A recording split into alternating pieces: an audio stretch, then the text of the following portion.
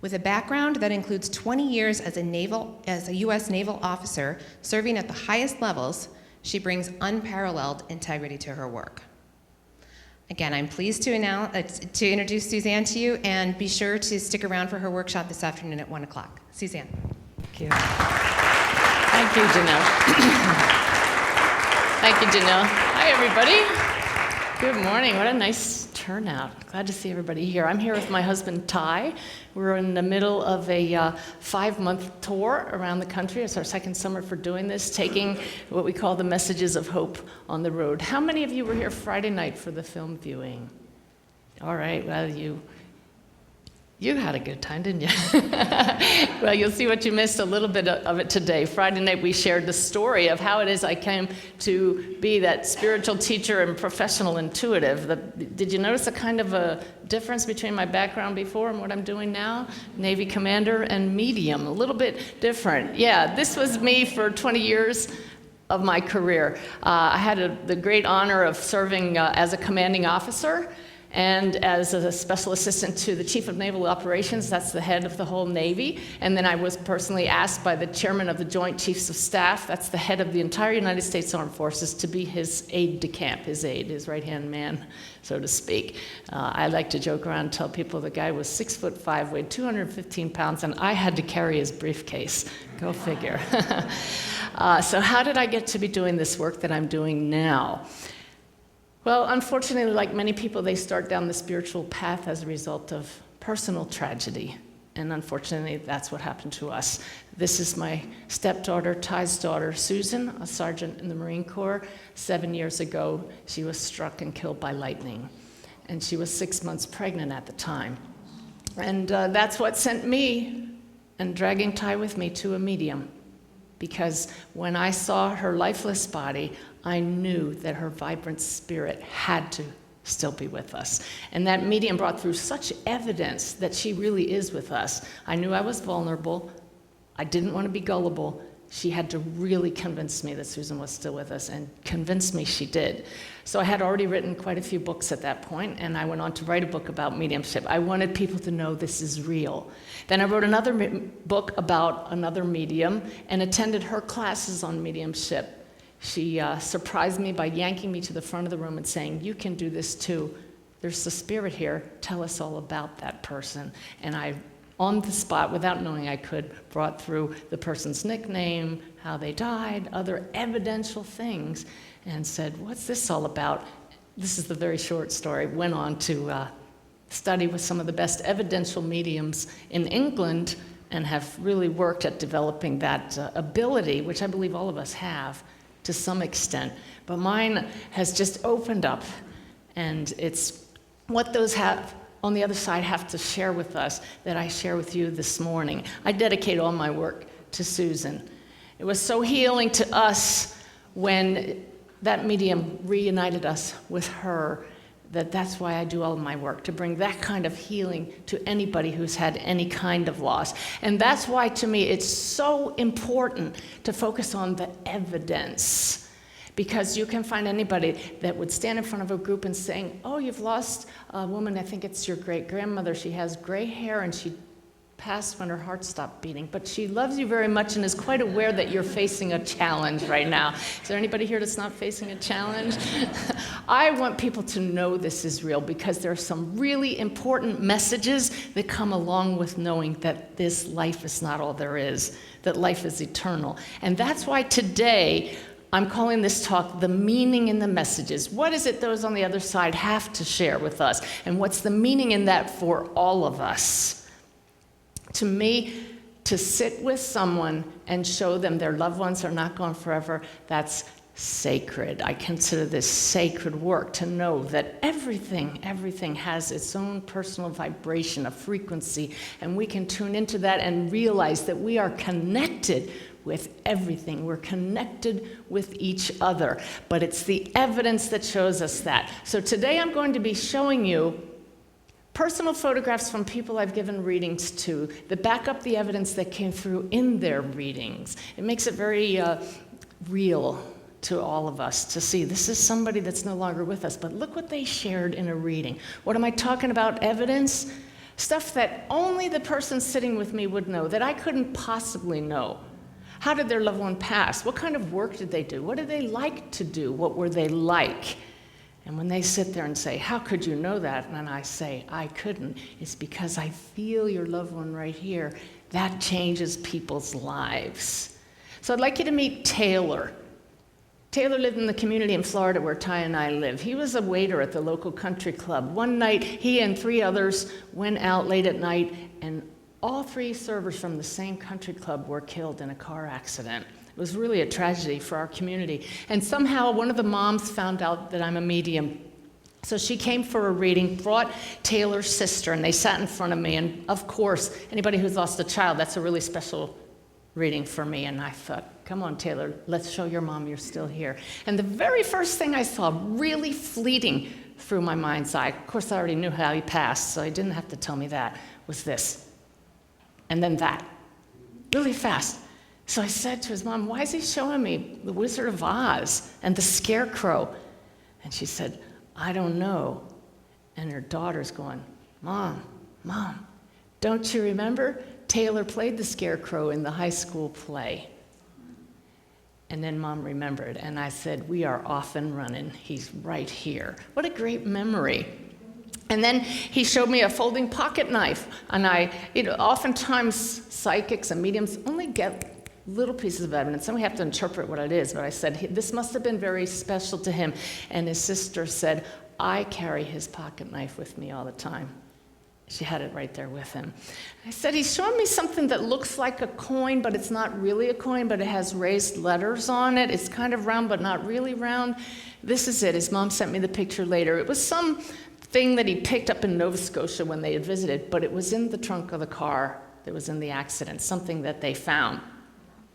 And as I tune, I say, keep giving me these memories. He showed me a cross.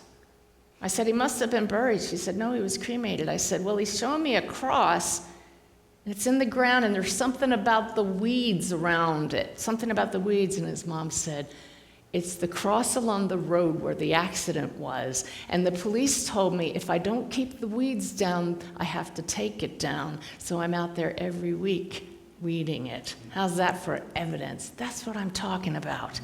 And then I said, well, he's showing me there was some kind of thing with candles around it and a beer bottle.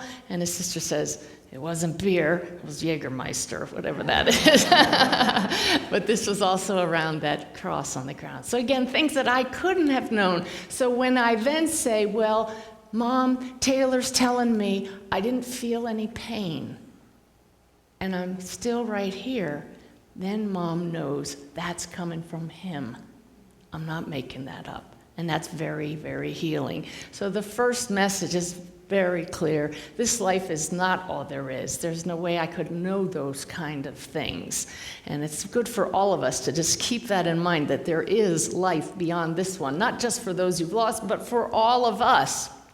And like I said, some of the things don't come through exactly clearly, and sometimes people aren't sure what I'm talking about until later they go and verify it with other family members. I love when that happens. So everybody that comes to sit with me gets a notepad and a pen or a clipboard, and I say, if they don't know what I'm talking about, write it down.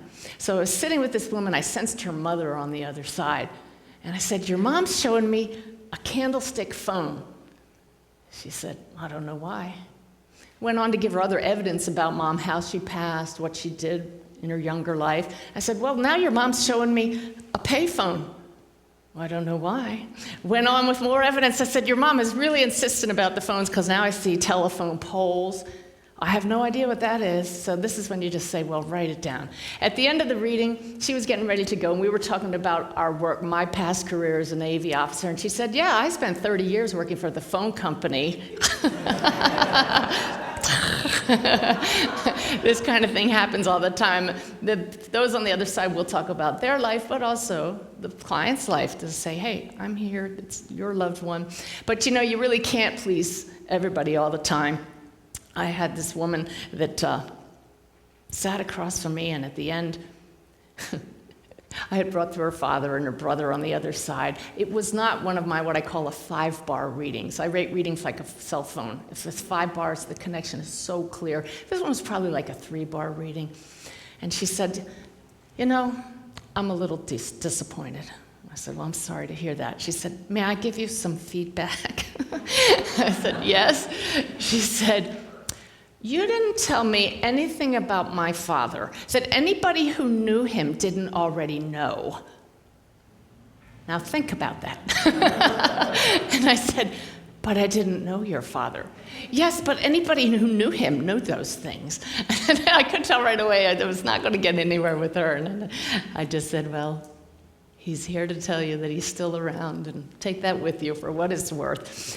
Happily, it was worth a lot more to the brother of Andrew. Andrew's on the other side right now. This is him. His brother sent me an email and said, may I have a reading? I'm on a precipice. And I thought, that sounds rather ominous. I'm happy to give you a reading. And I didn't know who he'd lost, but right away I sensed there's a young man here. It feels like a brother, and you could hear him on the end of it was a phone reading. You could hear him just taking a breath. And I said, your brother's saying something, it sounds to me like glioma. My head hurts. I don't know what that is. And he said, glioblastoma, a brain tumor. And I said, well, he must have had to shave his head, or she's telling me you shaved his head, but you shaved somebody else's head for support when he had surgery for this. Here's a picture of Matthew in the middle. This is the guy who had the reading. This is his brother Andrew after all his hair was gone. This is Matthew's son with his hair starting to grow back after he shaved it in support of Andrew. So very clear memory.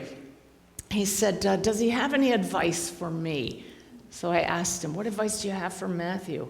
I said, he's telling you need to get off the couch, get some fresh air, and get the chemicals out of your system. And Andrew kind of laughed, or Matthew laughed wryly, and he said, yeah, depression and addiction, my two challenges.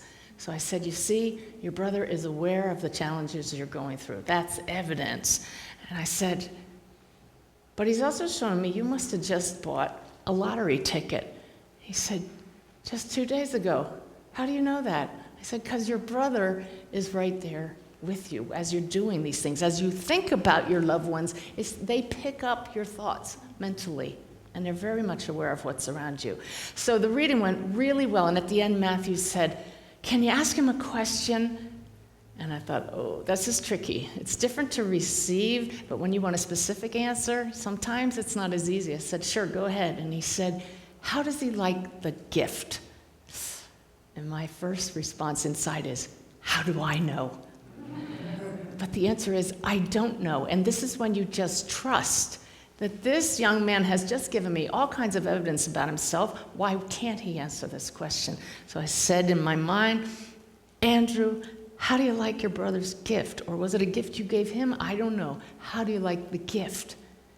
And I said, well, it's not really clear, but he says it's something engraved, and he's humbled and embarrassed by it. Here's Matthew's gift. You see how this works? It's not a perfect connection. They'll get it through any way they can. I can just see Andrew on the other side saying, tattoo, tattoo, and I'm not getting it. So he goes, it's engraved. And I got that part anyway. So that was pretty cool. And the message again, those who pass know what's going on in your life. This happens all the time and was really clear to me when I gave a reading to a woman in our community who lost her husband, John. This is John Wyatt on the left here. Mary came for a reading with me, and her mother came through, and her father came through, and it was only in the last 20 minutes of the reading that I discovered she'd lost a husband. And as much as she wanted to hear from her mom and dad, this is who she wanted to hear from. But I can only hold that connection and that focus for about an hour. Well, she said, my daughter's coming into town. Can you give a reading for her, and maybe her dad will come through? I said, yeah, but you come back, and we'll spend the whole hour with him. And that's exactly what happened. So Mary and her daughter Kristen came and sat across from me, and I said, John, I know what you feel like now. Come on in. Let's have a family reunion. And right away, he showed me a bench. what's with the bench? I said, this is in his honor? She said, yeah, we just had it installed. And I said, there's a plaque on it, but there's some discrepancy, some argument. He's talking about an argument with the plaque on this bench. She said, yeah, some friends dedicated it to him, and they wanted to say in memory of John, who loved his family and life in the villages, but my son says it should be in memory of his wife. So there was a little discrepancy there. And I said, well, speaking of your son, he's talking about the wedding of your son. She says, how does he know about that? He was already dead. And I said, no, he's still with you. He's saying he was right there at the wedding. And then my stomach, I felt all nauseous. I said, somebody's having trouble. There's some issue with the stomach. It's one of you two. And they looked at each other and they said, no, nothing's wrong with either one of us. And I said, there's definitely an issue with the stomach here with one of you.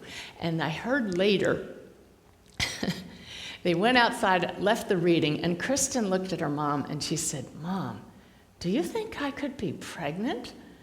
And her mom said, could you?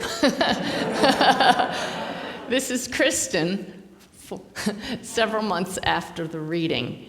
1 week after the reading, she called her mom and screamed, Mom, I'm pregnant, and Dad knew before I did, which I just love. But back to the reading, I said, I know we live in the Villages, Florida, which is a golfing community, but your husband really liked golf, and you guys have a golf cart, which everybody does here.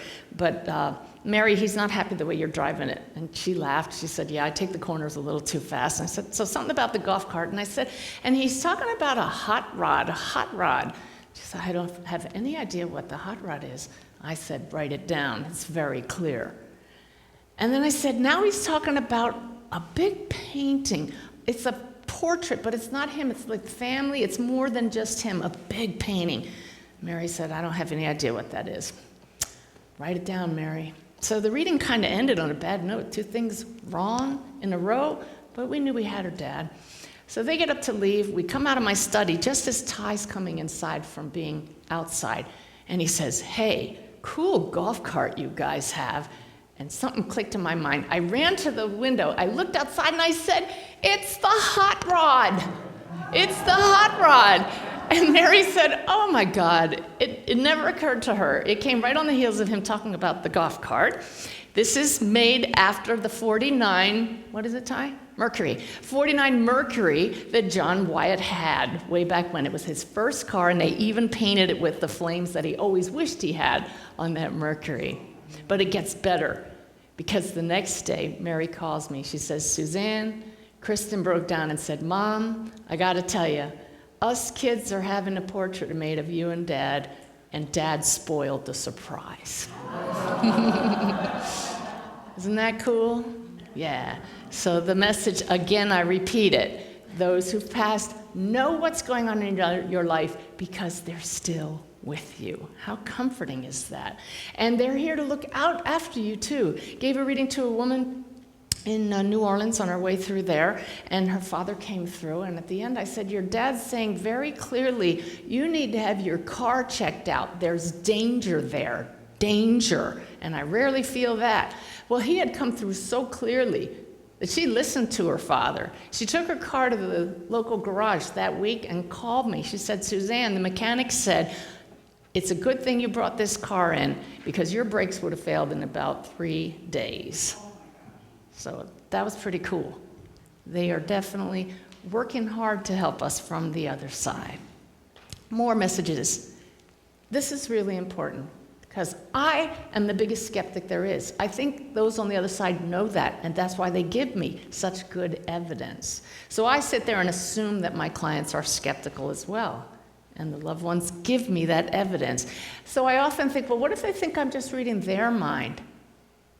Well, that's why a lot of times they give me things that the client doesn't know. That's why it's really cool when they have to go verify it with somebody else. Where did that come from? It came from those on the other side. And that was very clear in one reading I gave for this young woman, Molly, on the right. She's still here, but this is her dad, who's no longer with us. Gave it to her. I knew she was in Colorado. I was on the phone with her. And her dad came through and showed me that he had passed of cancer. She said, yeah, that's correct. And boy, they were tight. I see this in my mind's eye. Very, very loving relationship, and I could feel that. And her dad asked about his wife, her mom, and didn't ask about her, talked about it, his wife, and said how tight they were, and said to me, my daughter is the spitting image of her mom. Look at Molly. Look at her mom. Do you see that? I think they look pretty close. Ty often doesn't see similarities, but to me, they look really close to me. But Dad then showed me him skiing. I said, I know you're in Colorado and a lot of people ski there, but why is he showing me slipping on a banana? She said, oh my God, just last night we were putting together old films, converting them to digital, and we were all cracking up because we were watching this scene of Dad skiing, and right in front of the camera, he's trying to look really cool, and he slipped and he fell, and so we were laughing about that just last night. And I said, why is your dad talking about Greeley, Colorado? Are you in Greeley? She said, no. I said, have you ever lived in Greeley? No. Well, remember, he said it. She emailed me the next day. She said, Suzanne, you're not going to believe this. At the time you were doing the reading, my mom was at a dog show in Greeley. She didn't know it, but Dad did, because he's still around her.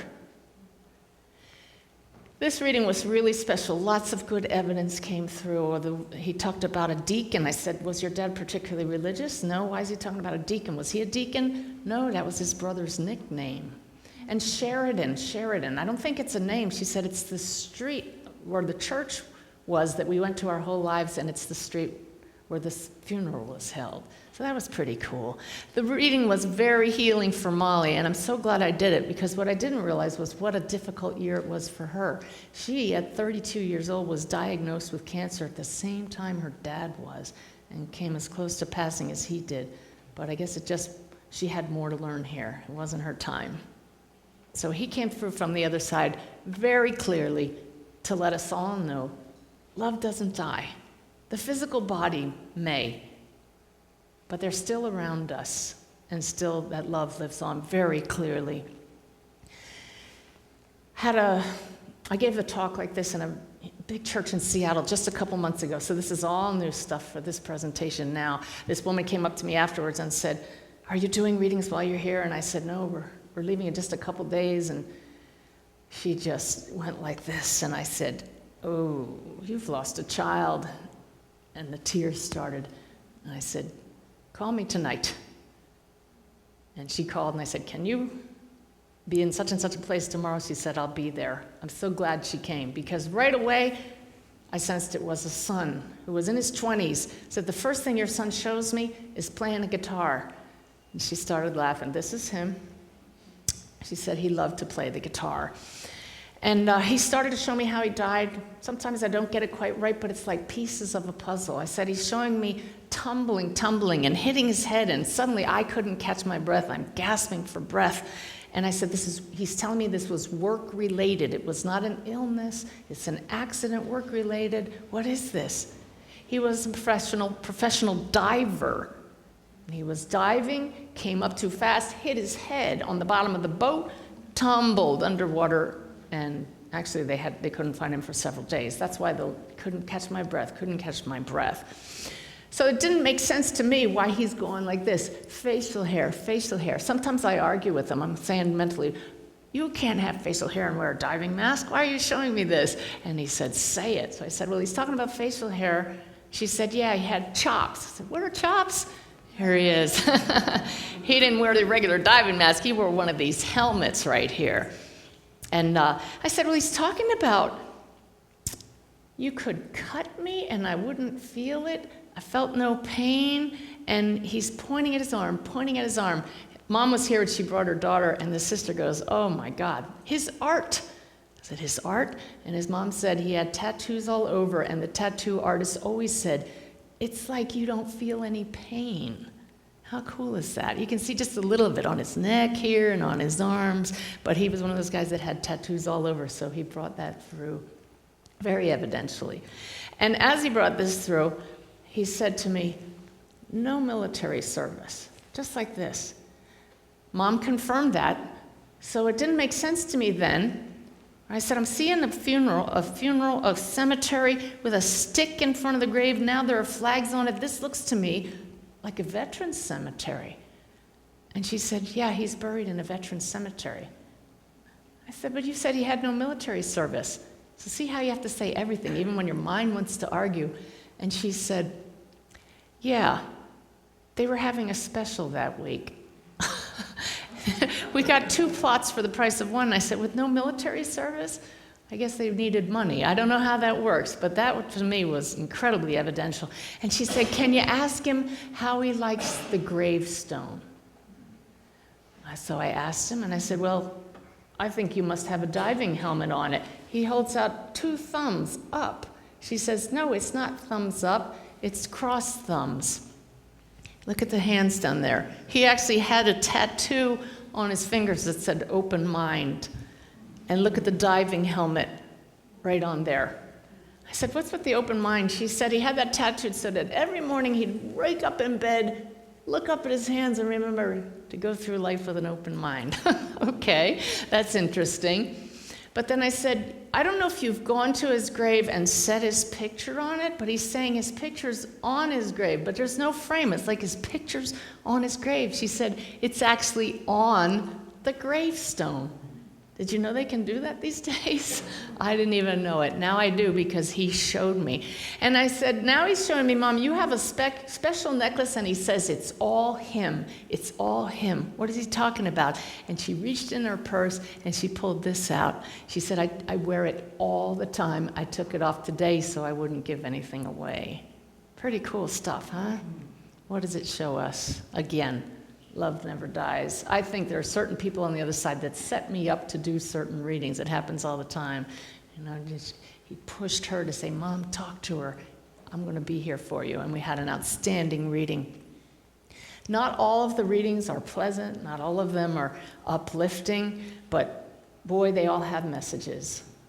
I was sitting with a woman, and I brought through her mother, and then all of a sudden this young man's presence stepped in with this pressure like I had never felt. And I told her, I'm feeling a stabbing pain right here. This man took his own life with an overdose. And she said, oh my God, it's my nephew.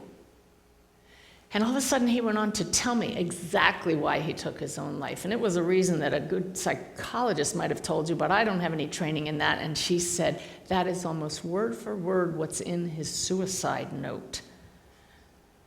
But it became very clear this young man wasn't here just to say, I'm still around.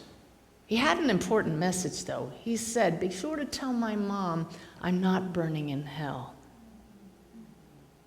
That I know that I cut short my opportunities here to grow, and I made a big mistake. And I'm learning. But the reason he came through in that reading was because he showed me another young man that's still here, that my client would know.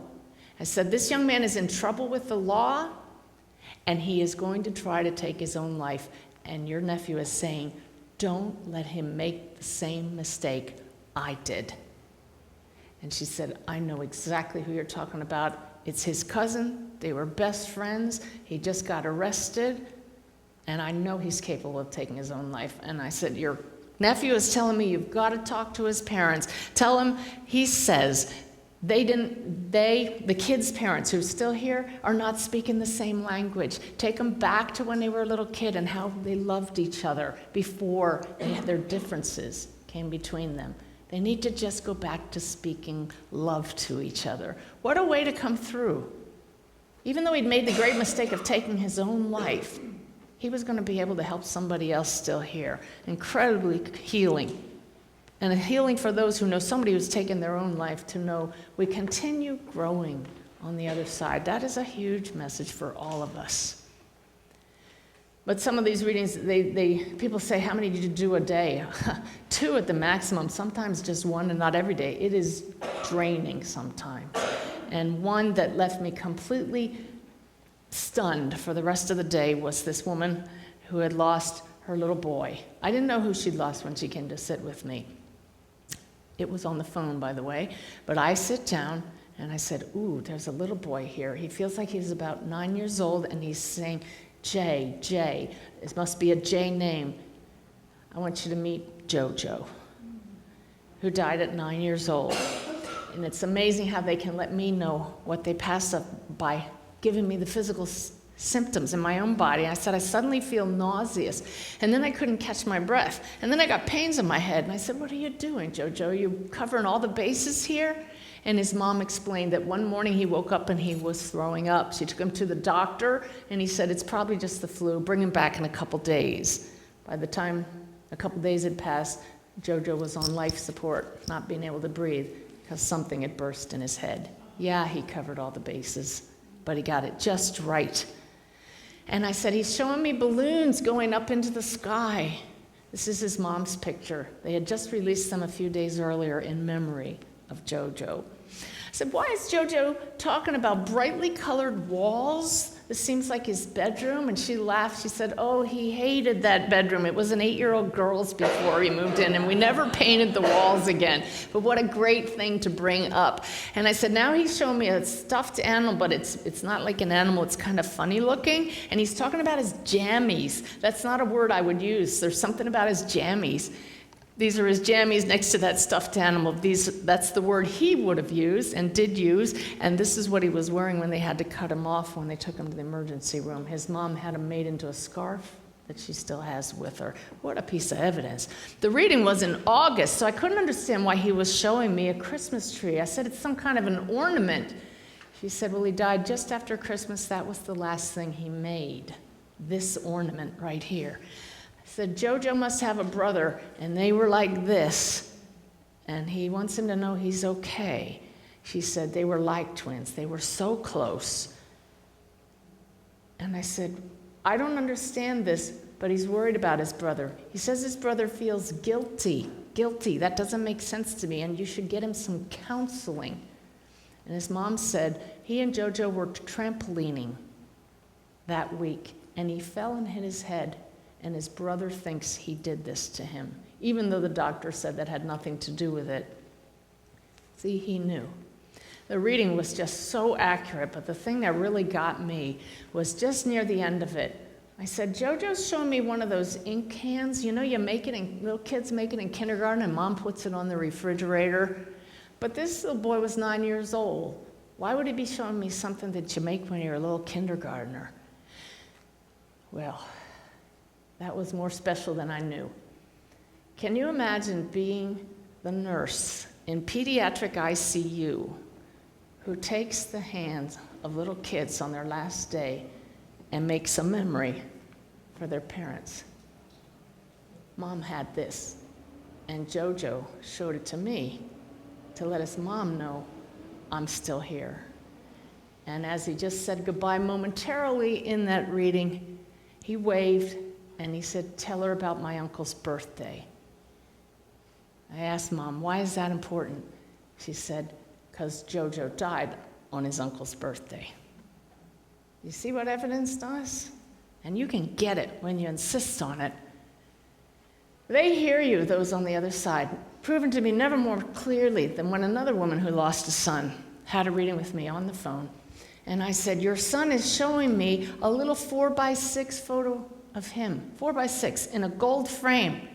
And he says, you talk to that picture, and he says, go ahead and talk to my picture, Mom. And she laughed and she said, just this morning, I picked up that 4x6 gold frame of his picture, and I said, you're probably going to tell the medium not to talk to your picture anymore. And he said exactly, go ahead and talk to my picture, Mom. That kind of stuff blows me away. I hope it blows you away and lets you know they hear you. Talk to them. You may not hear them back, but if you've lost anybody that you're really missing, you talk. Your very thoughts go out to them, they feel it, and they draw near you. It's beautiful to know. But it's more than just hearing them. I feel them. I was given a reading, and I sensed this woman's mother. I asked her, what kind of work did you used to do? And all of a sudden, I sit up straight in my chair. She made me sit up. I said, what is with your mother's posture? She said, it has something to do with her work. I said, really? I said, Mom, what did you do? And she starts going like this. I said, what is this all about? Here's Mom, professional pianist. Look at that posture. And Mom showed me a horse-drawn carriage. This is her wedding day. And I said, what's with the long white gloves? You can't play piano with long white gloves. Well, it's a picture. And that's one of the things on the list I have of the things I want to hear from those on the other side, a photo someone will remember. Just the other night, we did a group reading in our coach that were traveling around. Remember, Ty? I said, why is your husband showing me one of those old sleds with the wooden slats and the runners? It seemed like a crazy thing to bring up, even though we're in Minnesota. And she said, oh my God, his brother just sent me a stack of photos, and one of them is the most adorable photo of him as a little kid sitting on the sled, just like that. So you ask, and they're going to give it to you. So this woman's sitting with me. I love this example of how their energy blends so clearly with us that it can affect the body. I'm given a reading, and I bring through, who was it? My client's sister. I said, your sister's showing me cancer in the torso. She said, yes, she had cancer. I said, oh, she died young, right around 40 years old. Yes, she did. All right. And your sister, and all of a sudden as I'm talking, this hand goes like this. And then my thumb started moving like this on its own. Now, I'm very clearly doing this, but can you imagine having your thumb move? I said, I'm not doing this. And I asked her sister, why are you doing this to me? I couldn't get it, so I said to my client, do you have any idea what this means? She said, I know exactly what that is. My sister was 39 years old when she died, and she sucked her thumb till the day she died. How about that? And then her sister shows me that exact picture. And I said, why is she showing me Bugs Bunny on the Warner Brothers screen? I have no idea. I said, write it down. I said, she left behind a grown daughter and son, didn't she? She said, yeah. And Mom says to let them know she's okay. Well, the next day, the sister calls me back. She said, I called my niece and nephew, told them that their mom came through, told them what you said, and you know, I asked them about Bugs Bunny the night before the reading. They were watching Bugs Bunny cartoons and talking about how much they loved to watch them with Mom when they were little. Wow. 2 things that tells us. It is not telepathy. My client didn't know this. Number 2, Mom was right there with the kids when they were talking about her. Isn't that cool? So just a few months ago, grown son and daughter drove to Florida to have a reading with me and to talk to Mom. They sat down, and I knew they'd driven 3 hours to get to us. But right away, Mom showed me something interesting. I said, your mom's showing me your tire ran off the road on the way here. I'm hearing the crunch of gravel. They looked at each other, and the sister said, yeah, he was driving. And I actually went, whoa, pay attention. And I said, you see, your mom was with you on the way here. Pretty cool stuff. And then her mom said a term in my head that sometimes only those of us in the military would understand. I heard lead poisoning. I said, the way this is coming through to me, they're not talking about pain. Somebody here was killed by a bullet. Lead poisoning. Kind of ironic term we use for that. She said, yeah, my mom's father was murdered. And I said, well, your mom says they've made up. They've made amends, and I feel a great sense of joy here. And she confirmed, the daughter confirmed that her mother and grandfather never saw eye to eye. What a way to let us know they're still together. These kind of readings can be very healing, and this happened in a reading I gave to a British woman in Santa Fe. Her father came through, and he was apologizing about this. I see that, and I know there was a little alcoholism there. But he was talking about his demeaning attitude. He felt horrible to me. He just didn't get it while he was here. So I said to him mentally, don't you have any good memories? I said it silently. And as I heard him, I must have been talking aloud because I went, Brighton Beach? And my client went, did you just say Brighton? And I said, yeah, your dad's talking about it. And she said, bloody hell. I said, what's with Brighton Beach? And she started to cry. She said, it's the only time my father ever told me he loved me, when he took me to Brighton Beach. So right when I say to him, don't you have a good memory? He brings up Brighton Beach. There's a really important message in that kind of reading. It's so important for all of us. We have things to say to our loved ones. Say them now while you can. Say, I love you. Say, I'm sorry. Say, I forgive you. I tell people, don't wait until you have to find a medium yourself from the other side to come back and say those things that we can say now, because life is eternal. Yeah, you may get a chance while you're on the other side, but you can make somebody's life here much, much more joyful, much more full of love if we take care of business right now. You know, this is not woo-woo stuff. It's really all about vibration. We're all spirit beings here and now. It's all energy. We all have a personal frequency, a personal signal. That's what a psychic reads when they sit with you, how you feel. I'm just reading a finer vibration of those who've passed to the other side. But a really great way to look at this, and by the way, how would you like to feel when you come through from the other side? Loving or, ooh, this person didn't get it while they were here? Well, here's a good way to think about passing. The signal, the music that's in the radio. Is the musician or the singer in the radio? Of course not. Silly rhetorical question, right? It's just a signal. How about a television? Are the actors really in the television? This is where you say, no. Of course not. It's just a signal. So what happens if that TV falls on the floor and breaks? Where did the signal go?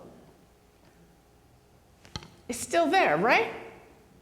So what happens if this instrument that is merely a way of expressing our frequency, our signal, falls, or is in an accident and breaks, or just no longer works because it wore out?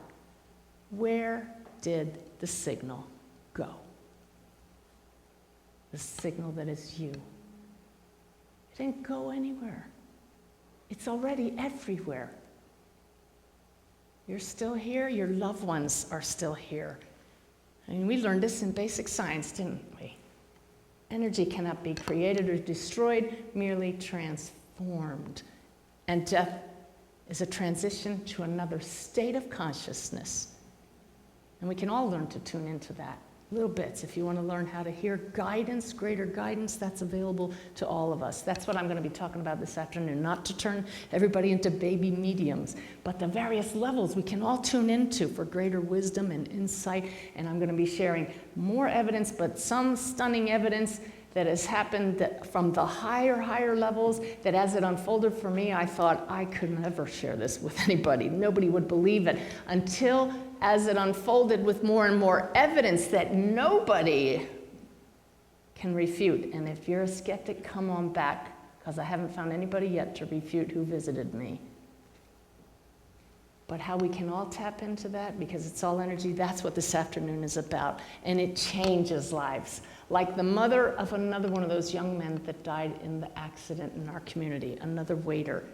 When she heard how good the other boy's mom's reading was, she asked for a reading. So here comes another mother who's lost a young son in an accident.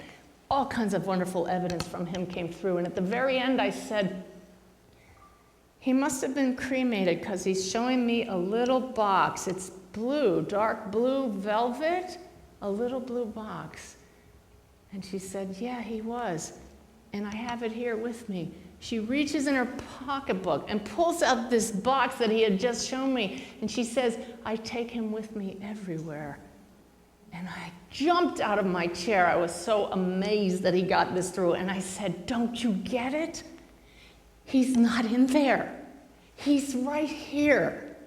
He is still here with you. Carry that box if it makes you feel good. But he is still right here. That's why I call my book Messages of Hope. That's why I go on the road and dedicate this work to Susan, because when you find out your loved ones are still around, it gives us hope. It gives us hope that this life is not all there is, and that there is a real reason for us being here now. And that reason is to learn to love each other more and take care of business here and now. This world, this universe is vast, and it's just the physical universe, but there is a whole other world beyond that that is not physical, and we're part of that world right now. We walk in two worlds at once, but our focus is right here, so this is all we know. But when you expand your focus, you realize you are just an energetic being here to learn to love. In case you've nodded off in the past half hour, let me just wrap up here. The messages. This life is not all there is. Those on the other side want us to know you are never alone. Oh, I'm going to go back. You do have your privacy. Trust me. But if you think about them, they're with us. They know what's going on in your life. And if you have your troubles and want some help, ask for it. I'm going to talk about helpers on the other side. Believe me, this Navy officer didn't used to believe in guides. I'll give you some evidence if you want some of that. They are working very hard to help you, and it's so cool. Why wouldn't they be clever? Why wouldn't they use humor? It's just consciousness, and love never dies, never dies. We are all loved beyond words, and they'll go to great lengths to let us know that. We are beings of light. The more we realize that, the more our light shines brightly. That's why we're here.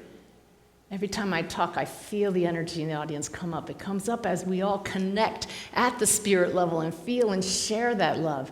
And then we're going to go back out there into the traffic, right? And back out there with the people who don't always get that. And hopefully raise the vibration a little higher.